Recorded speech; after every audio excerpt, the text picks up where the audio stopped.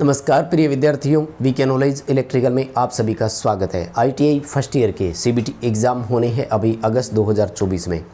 First year वाले बच्चों के लिए, जो इलेक्ट्रीशियन वाले बच्चे हैं उनके लिए हम वो क्वेश्चंस करवाने की एक विशेष सीरीज़ स्टार्ट कर रहे हैं जो आपसे परीक्षा में बार बार पूछे जाते हैं। हम पिछले 3 साल से वर्ष 2021, 22, 23 लगातार आपके सीबीटी एग्ज़ाम को फॉलो कर रहे हैं। सो इस वीडियोज़ के माध्यम से, वैसे तो रेगुलर पॉइंट टू पॉइंट पहले 21 क्लासेज हो चुकी है, तो आप 20 क्लासेज आईटीआई एग्ज़ाम 2024 नाम से चैनल पर प्लेलिस्ट बनी हुई है, उनको ज़रूर देखना। लेकिन अब एग्ज़ाम तक आपको सीरीज़ वो दे रहे हैं जो एग्ज़ाम में सबसे ज़्यादा बार क्वेश्चन पूछे गए हैं, यानी सीबीटी एग्ज़ाम में रिपीट होने वाले क्वेश्चन हम आपको करवा रहे हैं। अगर आप भी एग्ज़ाम देने वाले हैं तो हमारी इस विशेष सीरीज़ के साथ जुड़िए और इसमें बताए गए सारे क्वेश्चंस को पढ़ लीजिए, क्योंकि ये वो क्वेश्चन है जो मोस्ट रिपीटेड क्वेश्चन है। उम्मीद रहेगी कि इस बार फिर रिपीट होंगे और आपके पेपरों में भी ये क्वेश्चन आपको देखने को मिलेंगे। चैनल से पहली बार जुड़े हैं तो सब्सक्राइब कर लीजिए। हम इसी तरह का अपडेट आपको यहाँ दे रहे हैं और फर्स्ट ईयर के आपके एम्प्लॉयबिलिटी स्किल, वर्कशॉप कैलकुलेशन और इलेक्ट्रीशियन थ्योरी की पहले भी क्लासेज दे चुके हैं, तो उनको ज़रूर देखना। और अब ये नई सीरीज़ स्टार्ट करी है, एक पहली सीरीज़ है हमारी। अब इसी सीरीज़ से आप जुड़े हैं तो ये समझ लीजिए कि और सीरीज़ भी आपको मिलना बाकी है। अभी 1 है, ये 2, 3, 4 आगे और भी सीरीज़ आएगी, तो चैनल से जुड़े रहना। एक जानकारी और दे दूं, इस वीडियो के डिस्क्रिप्शन में लिंक दिया गया है हमारे ऐप का।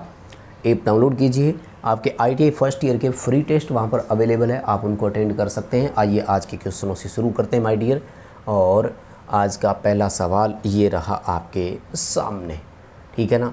सबसे मोस्ट रिपीटेड क्वेश्चन हम आपको करवा रहे हैं, भले आपको ये इजी लगे लेकिन है बड़े ज़रूरी और आपके एग्जामों में आए हुए हैं। सुनिए जी, सवाल क्या करें। What is the unit of electric charge? विद्युत आवेश की इकाई क्या है माय डियर? आवेश की इकाई कूलाम्ब होती है। कूलम्ब बोल दो, कूलाम्ब बोल दो, एक ही बात है। क्यू से अपन इसे दर्शाते हैं चार्ज को, और वैसे अपन जैसे लिखना हो 50 कूलाम्ब तो 50 C लिख देते हैं, सिंपल।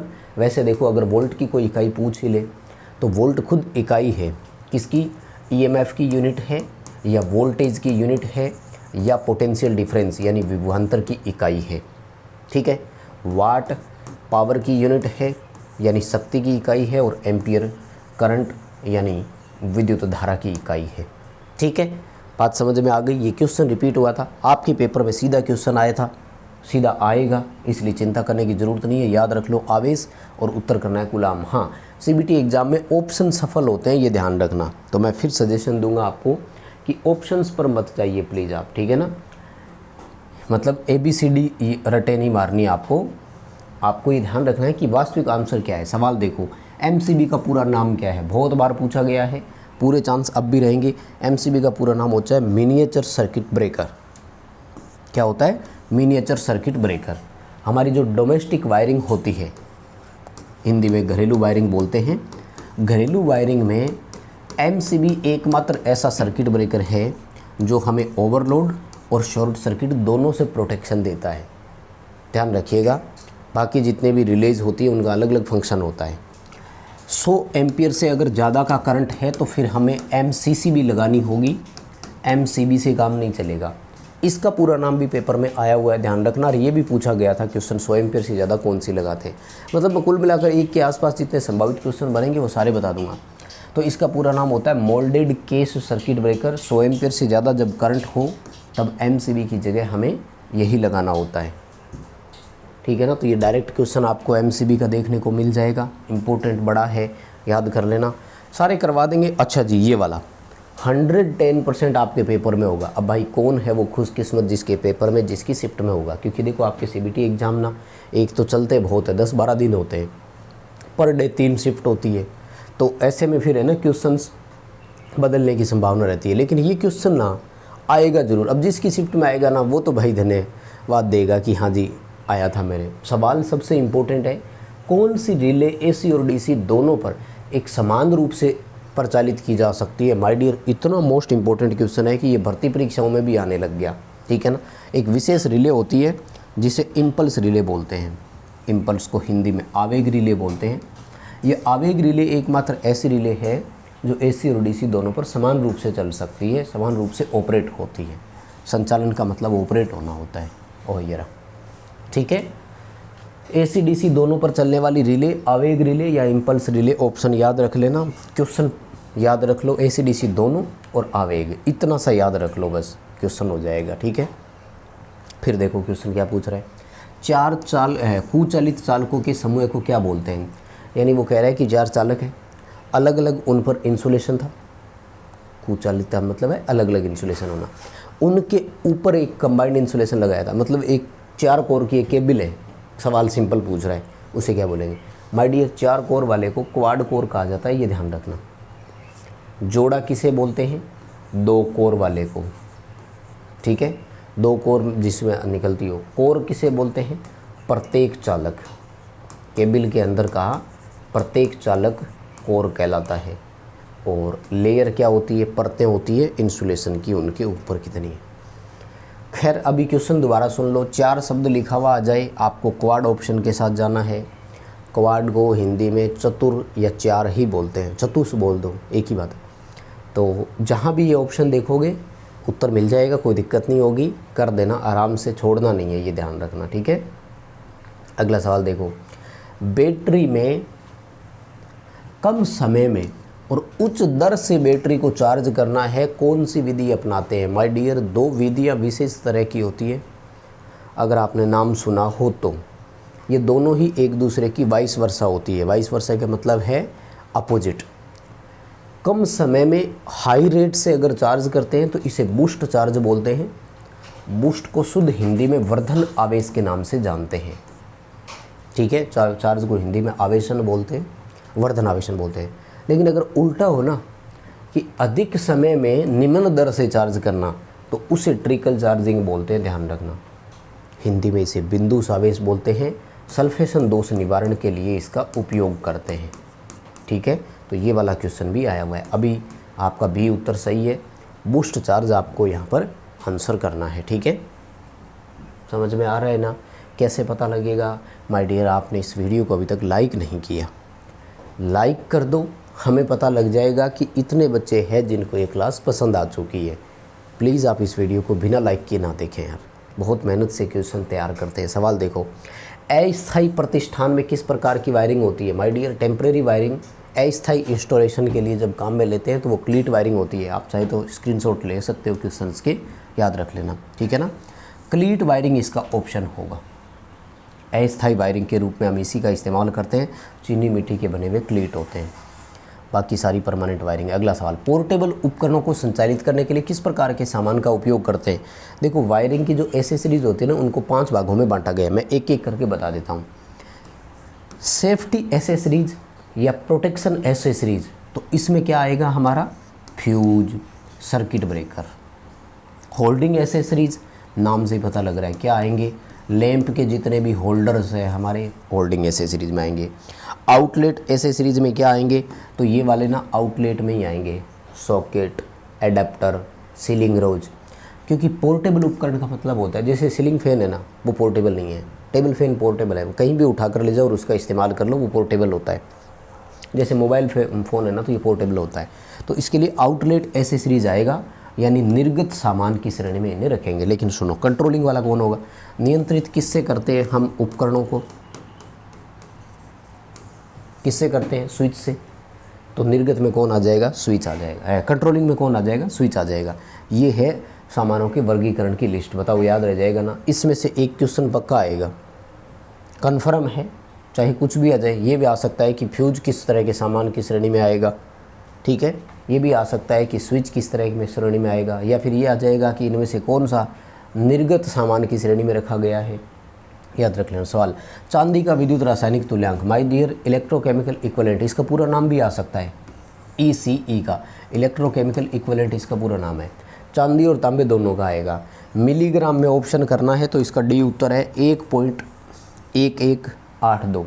लेकिन अगर ग्राम में होना तो ध्यान रखना, ये है इसका उत्तर 0.001182। वो ग्राम में है, ये मिलीग्राम में है। इकाई का बड़ा ध्यान रखना है। उत्तर पढ़ लो अभी तो फ़िलहाल के लिए, सीधा आंसर याद रख लो, यही आपको निहाल कर देगा। ठीक है, हाँ, चुनिंदा क्वेश्चंस लेकर आए हैं, लेकिन इतना है कि ये आएंगे ज़रूर। पेपरों में बिल्कुल देखने को मिल जाएंगे। अब किस दिन किस पेपर में आते हैं, इसलिए हम आपको मैक्सिमम सीरीज़ प्रोवाइड करवाएंगे। चैनल से जुड़े रहना है, वीडियो को भी लाइक करो, चैनल को भी सब्सक्राइब करो, चैनल दोस्तों से सब्सक्राइब करवाइए। आपका जो भी फ्रेंड सर्किल है, जो आप व्हाट्सएप ग्रुप में जहाँ जुड़े हुए हो, वहाँ इन वीडियोज़ को प्लीज़ शेयर करने का काम करें। कोई तो ऐसा होगा जो मेरी बात को सुन रहा है। शेयर करते हो कि नहीं, शेयर करते हो कि नहीं, कमेंट करके बताना कि यस मैं वीडियो को शेयर कर रहा हूँ। सवाल देखो, प्रदीप्ति तीव्रता की इकाई क्या है? ल्यूमिनस इंटेंसिटी की पूछी है। देखो प्रदीप्ति वाले में से एक इकाई आएगी, कन्फर्म है। प्रदीप्ति तीव्रता की इकाई होती है कैंडला, कोई जगह ज्योति तीव्रता भी लिख देते हैं। इसकी एक और इकाई होती है, अभी आपको ज़रूरत नहीं है, ल्यूमन प्रति स्टेरेडियन होती है, वो अभी नहीं पूछेगा कोई।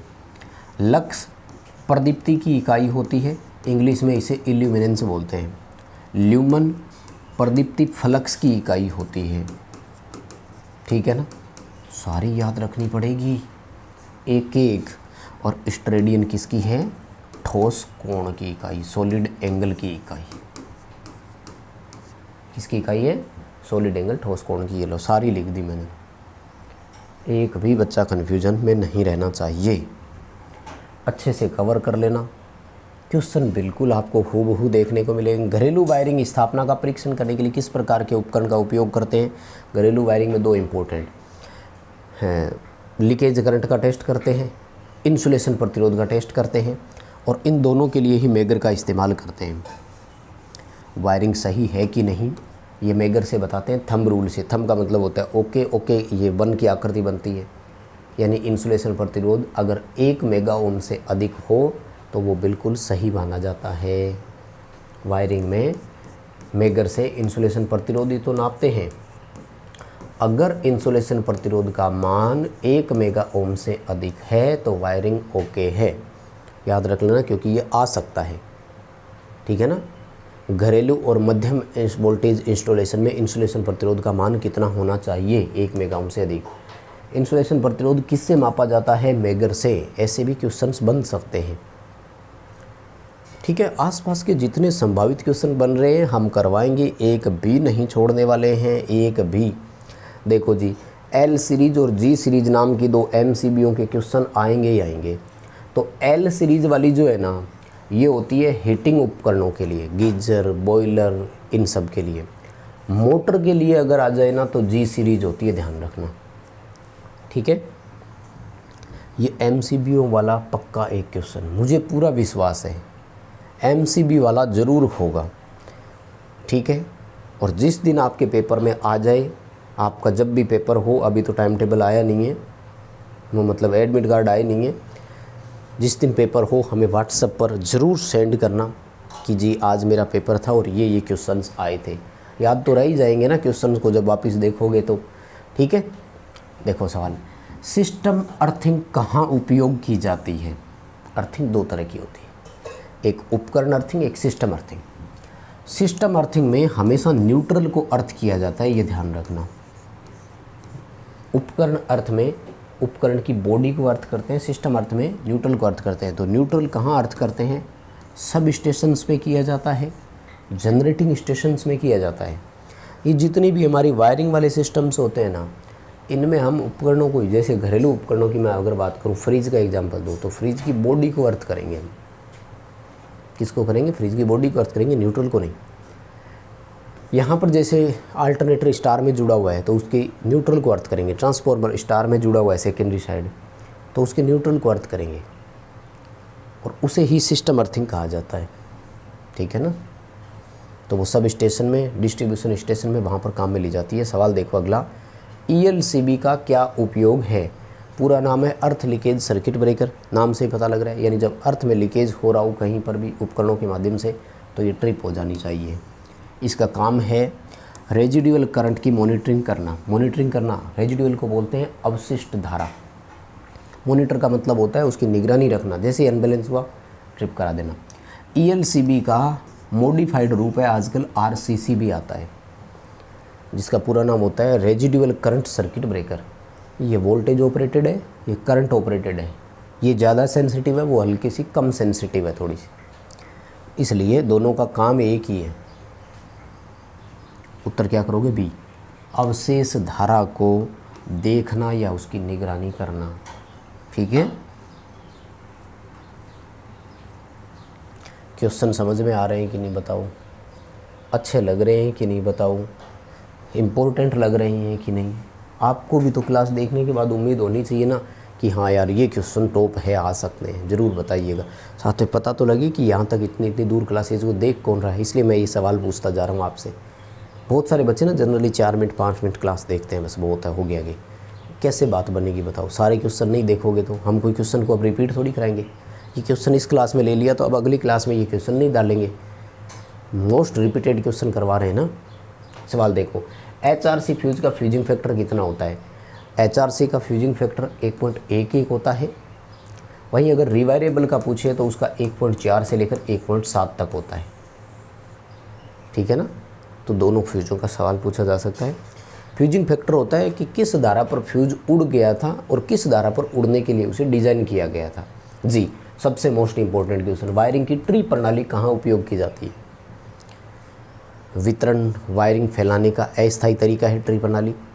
मल्टी स्टोर बिल्डिंग में, बहुमंजिला इमारतों में हम इसी का ही उपयोग करते हैं, क्योंकि ट्री सिस्टम का यही तो है। इस मंजिल के लिए यहाँ फैल गई, फिर अगली मंजिल के लिए जा रही है, फिर इस मंजिल के लिए फैल गई। ट्री यही तो है भाई। ग्राउंड फ्लोर से शुरू हुई, यहाँ पहले फ्लोर पे चली गई, यहाँ दूसरे पे, यहाँ तीसरे पे, यहाँ चौथे पे, ये लो पेड़ की शाखाओं के जैसे निकल रही है।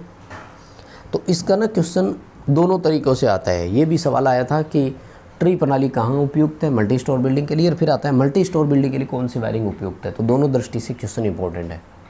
अगला सवाल, वायरिंग परिपथ में इस प्रयुक्त प्रतीक का नाम क्या है। बड़ा इंपॉर्टेंट है भाई, ऐसे क्वेश्चन बनाया हुआ है तो इसको ना मेल फीमेल कॉन्टेक्ट बोलते हैं, वैसे प्लग एंड सॉकेट बोलते हैं, इसे ध्यान रख लेना। डी उत्तर आएगा।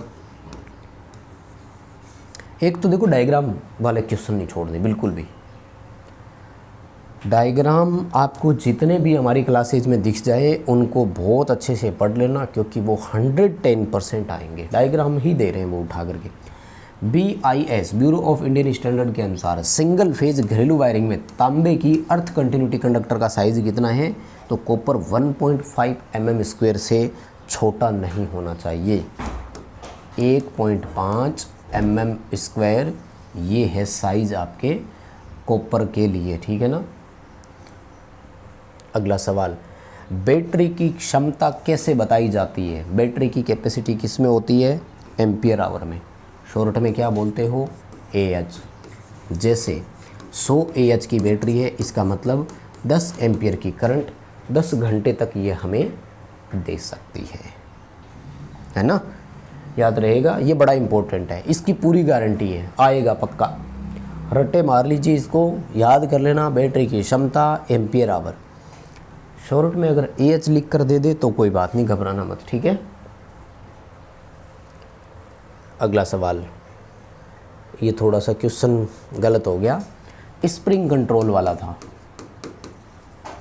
वो कह रहा है कि जिस मापी यंत्रों में स्प्रिंग कंट्रोल हो तो हम उसे किस पोजीशन में यूज कर सकते हैं। देखो कंट्रोल होते हैं दो तरह के, एक ग्रेविटी कंट्रोल, एक स्प्रिंग कंट्रोल। तो स्प्रिंग कंट्रोल वाले मीटर को आप किसी भी पोजीशन पर यूज कर लीजिए, कोई प्रॉब्लम नहीं होगी।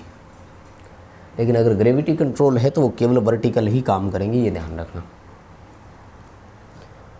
तो मापी के कंट्रोलिंग में से एक क्वेश्चन आया था। बस भाई इतने ही करवाएंगे आज की क्लास में। लगभग 20 इंपॉर्टेंट क्वेश्चन बताए हैं। उम्मीद कर रहे हैं आपकी क्लास में ये ज़रूर, आपके पेपर में भी ये क्लास वाले क्वेश्चन होंगे। वीडियो को लाइक कर दीजिए, चैनल को सब्सक्राइब कर लीजिए। डिस्क्रिप्शन में लिंक है, हमारा टेलीग्राम जरूर ज्वाइन करें, छोटी छोटी अपडेट वहीं पर देते हैं। ऐप डाउनलोड कर लो, free test ITA first year के वहाँ पर अवेलेबल है।